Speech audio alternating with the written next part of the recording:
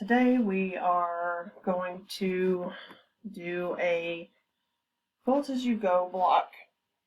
So what we need is your block, finished block, and these are my beautiful hearts that my quilt guild made me when I had my surgery. So I'm going to use those for the tutorial. I'm making a wall hanging to hang those up.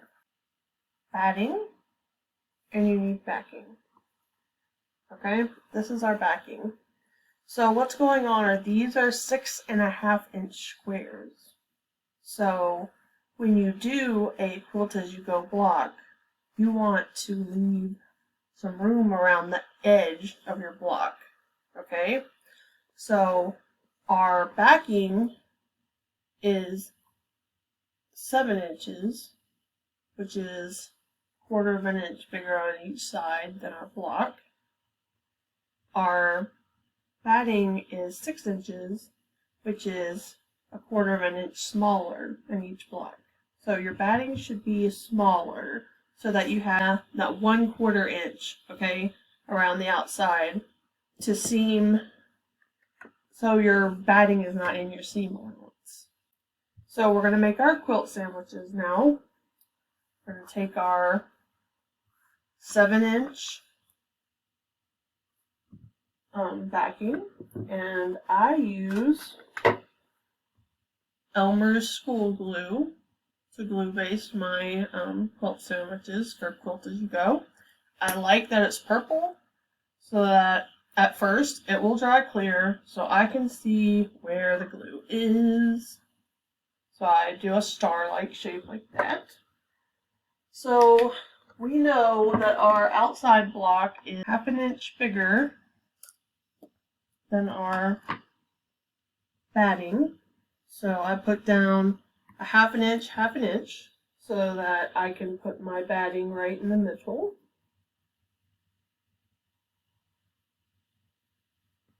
So I just line it up right at the edge of this ruler, move that over a little bit. Right? So there, you see? And then we know that our top block is 1/4 of an inch from the middle. So I move my rulers to 1/4 of an inch. And you don't want to glue on the outside, you just want to glue in the middle so it kind of stays together.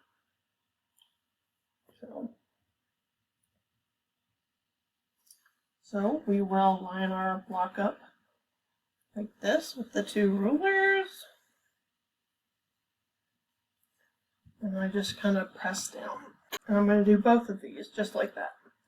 So again, we have our, for this example, our 7 by 7 backing block. Okay, which should be a 1/2 inch bigger than your top. Okay, it should be 1/4 of an inch bigger all the way around. Okay. And then this is 6 inches, so this is 1 inch all the way around bigger. So we're going to do 1/2 inch on each side. See, 1/2 inch, 1/2 inch. And we're going to lay our batting. Right? Move our ruler to 1/4 of an inch. Kind of give us an idea of where, again, your glue shouldn't go anywhere near the 1/4 of an inch on the outside, because we're going to need that to sew our blocks together. So we're going to stick this on there, and it should have 1/4 of an inch all the way around. Okay? And by the magic of doing stuff behind the scenes, I have already done all of the other ones and quilted them. Okay? Upper management is here to make sure I'm doing a good job. So when we have those 2 quilt blocks done, what we'll do is go ahead and heat set that glue. So you're going to get out your ironing board and your iron. So you're going to have it on the cotton setting. And then I go ahead and heat that up really well to heat set that glue. both sides. Don't usually use steam to heat set glue. Because essentially you're trying to dry it.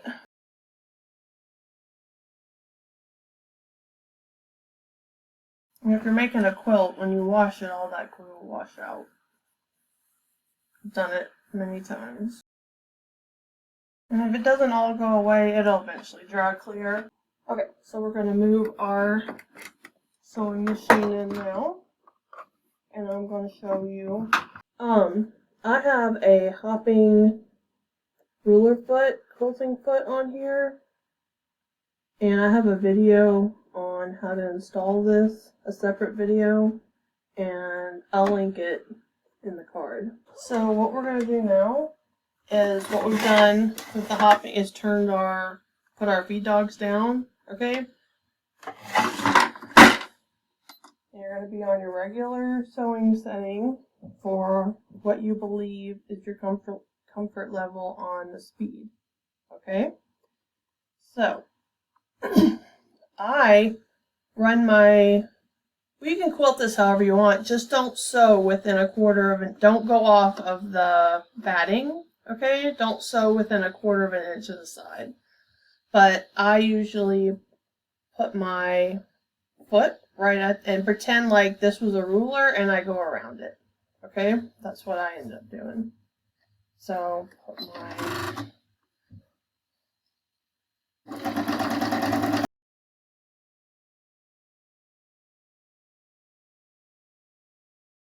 And when your foot hits both of the sides, you know it's time to come around.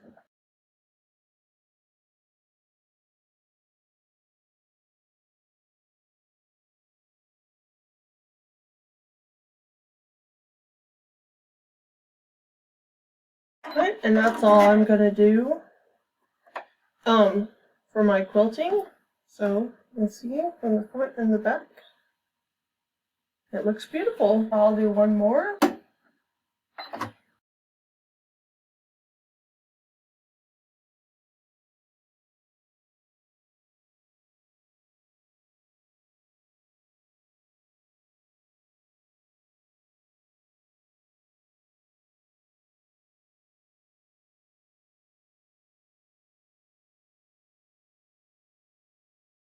And there we go. Alright, now we need to switch back to our 1/4 of an inch foot. Okay, before we get started sewing, let me explain how this Quilt-As-You-Go is going, how we're going to put these together. So, what we're going to do is this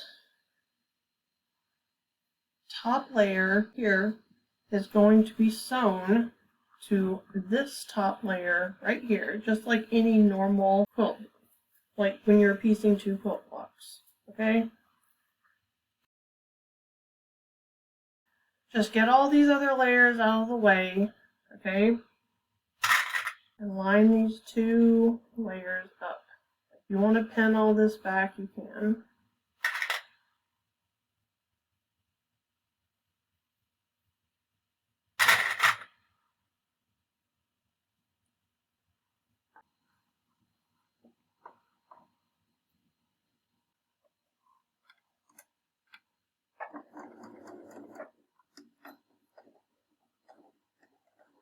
You don't have to back stitch like that, but I just like it to be secure. Hit my tongue last night, so if I sound weird, I'm sorry.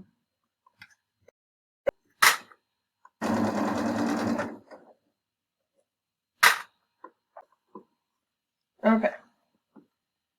So, now if you look at the front, it looks like a normal 2 blocks are sewn together, right? So now we're going to work on this back part. What I usually do is I will finger press this flat, because the name of the game with Quilt-As-You-Go is to try to get everything as flat as possible. Okay? So these 2 pieces of batting should come together, okay, pretty well, right next to each other, right?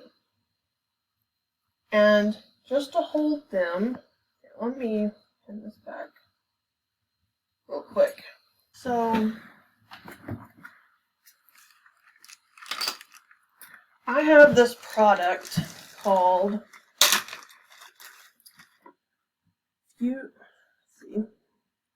Fusible Web, right?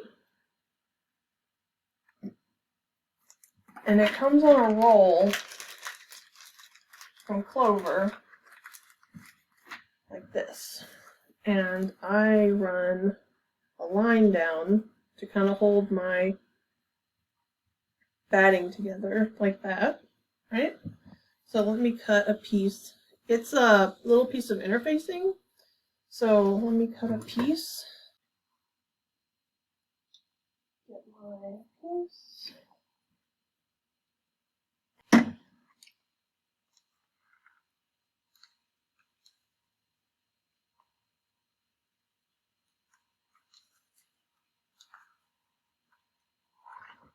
This stuff is sticky on both sides, so it'll really help us when we go to do the middle part here.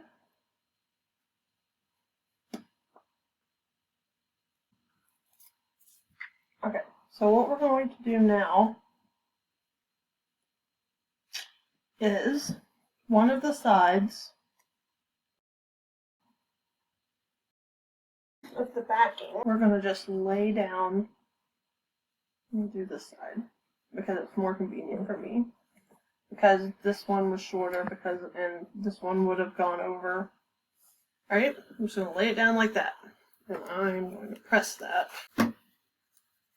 Right, now this side. See, it comes over really, really far. And that's more than enough to be able to fold this in half and fold it over like that. See? And then I will give that a little bit of. So I'm going to give it a real good pressing. And then, because I don't like to have to hold stuff in place, I go ahead and run another line.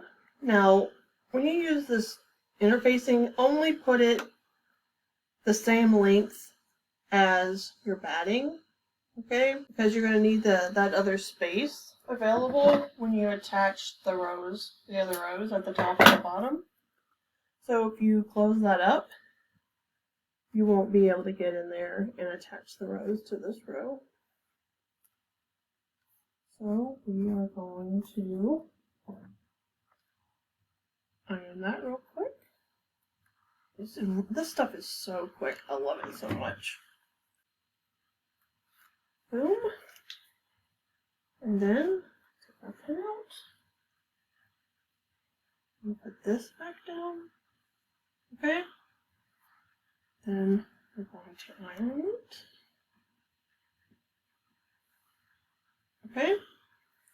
And then we are going to sew this line up like it was, like you were stitching on. You can do it on your sewing machine, but I don't like for it to show through to the front, right? So we're going to sew that closed like it was a piece of binding on the outside when you're doing your hand binding. Okay, I'm about to finish this up, and I just want to be very clear that you should not sew this past the end of the batting. So my batting only comes to, right here. So I'm only going to sew it to right here because you need that space for when you attach the next row. You need this 1/4 of an inch on each side. Okay? So just make sure you don't sew all the way to the end and you don't start all the way at the other end. You just sew the same size as the batting that's inside there. So when we get to the end, what's nice about this being open is you can just fold this back and hide your knot in there. Just don't grab both sides, okay? One layer, just get one layer when you're hiding your knot back here, okay?